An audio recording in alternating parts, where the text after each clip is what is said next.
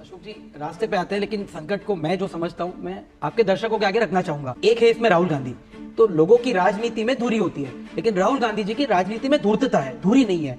यदि बात करता हूँ लेगेसी की, तो पंडित नेहरू के पहले कैबिनेट से अम्बेडकर जी ने त्याग पत्र दिया था। क्या बोल के रिजाइन किया था कि भाई आप जातीय जनगणना नहीं करा रहे हो। और उस समय पे पंडित जी ने सारे ही कांग्रेसी मुख्यमंत्रियों को चिट्ठी लिखी थी कि यदि जाति जाति में हम बांटेंगे तो जो भी देश की मेरिट है वो डूब जाएगी और second rate third rate level पे हम लोग आ जाएंगे। मंडल कमीशन की चर्चा मैं नहीं करूंगा, सब जानते हैं। और इस चर्चा का दूसरा पहलू है इंडिया अलायंस।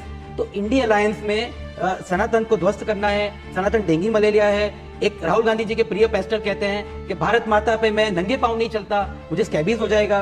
तो कोई इनके मंत्री कहते हैं मनुस्मृति को जलाना है। तो ये एक पूरा कंसर्टेड एफर्ट है। ये राहुल गांधी कोई मासूम या अलड़ प्राणी नहीं है कि उन्होंने ऐसे चलो कुछ भी बोल दिया। ये पूरी सोची समझी साजिश है। इनका एक पॉइंट नैरेटिव है 20 हमारा 80 में बंटवारा। 80 जो हिंदू है उनको बांटना है। अब जो विपक्ष की बात है या शासक पक्ष की बात है, तो ओबीसी आरक्षण होना चाहिए, जनरल कैटेगरी का क्या है क्या नहीं है, ये राजनीतिक विषय है। ये मैं कांग्रेस और भाजपा के लिए छोड़ देता हूँ। बट ये जो बात है कि विपक्ष जो है वो ओबीसी की राजनीति के नाम पे जो ओछी बातें कर रहा है। आखिरी 10 सेकंड एक बात रखना चाहूंगा।